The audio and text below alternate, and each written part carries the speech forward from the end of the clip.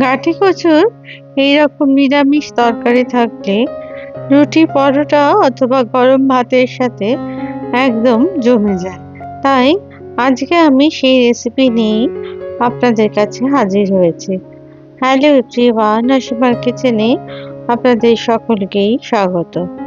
এই নিরামিষ পদটি বানানোর জন্য আমি এখানে নিয়ে নিয়েছি 400 গ্রাম মতো গাঁটি কচু। প্রথমে কচুগুলোকে ভালো করে ধুয়ে জল ঝরিয়ে রেখে দিয়েছিলাম। তারপরে একটা পিলারের সাহায্যে খোসার অংশটা ছাড়িয়ে নিয়েছি। সমস্ত খোসার অংশগুলো যেন বাদ যায় সেদিকে কিন্তু খেয়াল রাখতে হবে। তারপরে এটাকে মাঝ বরাবর কেটে এরকম দুটো টুকরো করে নিয়েছি। সমস্ত কচুগুলোই এইভাবে কেটে আমি জলের মধ্যে ভিজিয়ে রাখলাম খানিকক্ষণের জন্য। তারপরে মিনিট 5 বাদে এগুলোকে তুলে নিলাম একটা প্লেটের মধ্যে।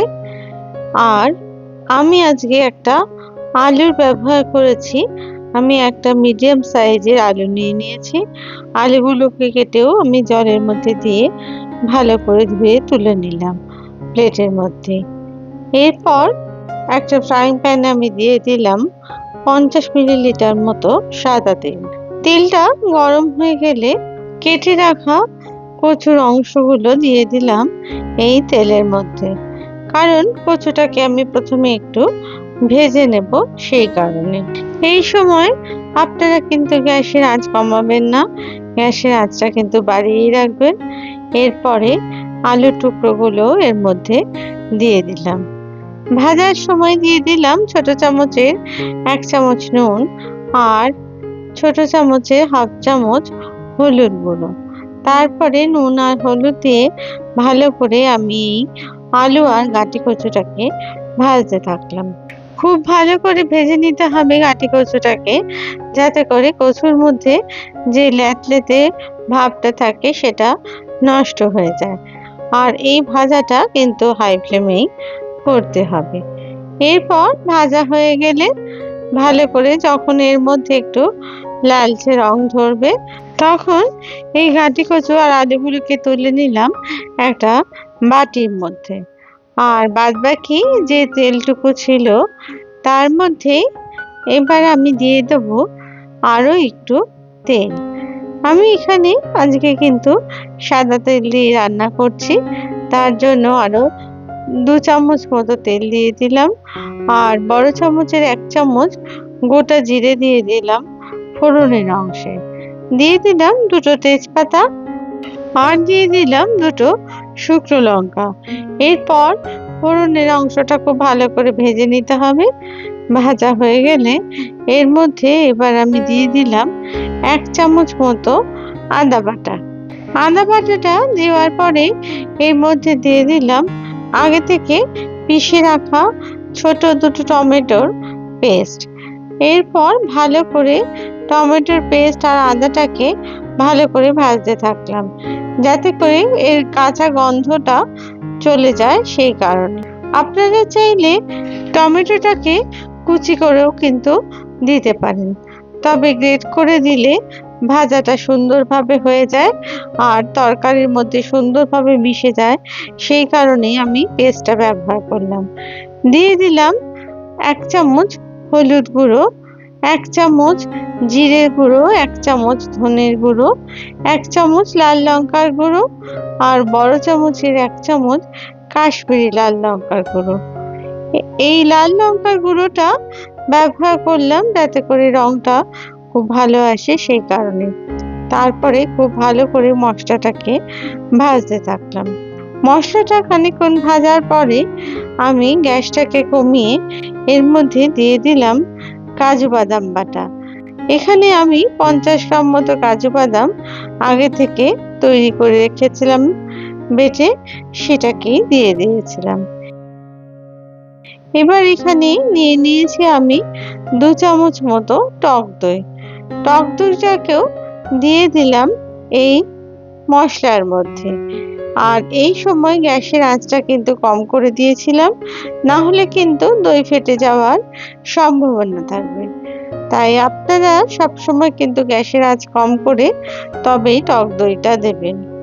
দিয়ে দিলাম হাফ চামচ মতো হিং, আর দিয়ে দিলাম ছোট চামচের 1 চামচ চিনি আর ছোট চামচের 1 চামচ নুন।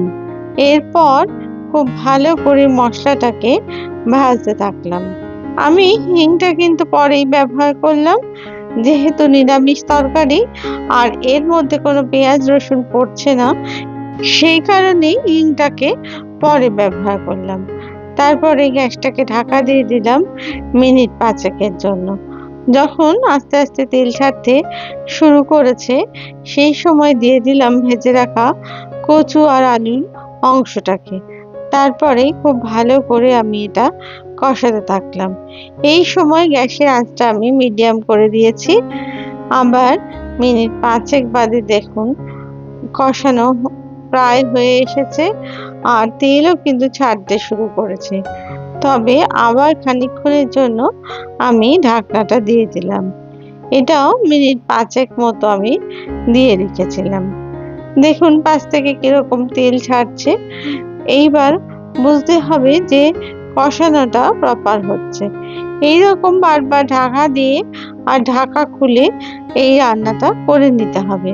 তাহলে কচুও খুব সুন্দর সেদ্ধ হবে আর আলুটাও সুন্দর সেদ্ধ হবে। আর তার সাথে কচু আর আলুর মধ্যে সমস্ত মশলা খুব ভালোভাবে ঢুকে যাবে। এরপর ভালো করে আবার নাড়াচাড়া করে দিলাম ওপর নিচ করে, যাতে করে তলায় না ধরে যায় সেই কারণে। আর দেখুন তেলটা কিন্তু খুব ভালোভাবে ছেড়ে আসছে। এই সময় গ্যাসের আঁচটা কিন্তু আমি একটু বাড়িয়ে দিয়েছিলাম। তারপরে দিয়ে দিলাম এখানে আমি 2 কাপ মতো গরম জল।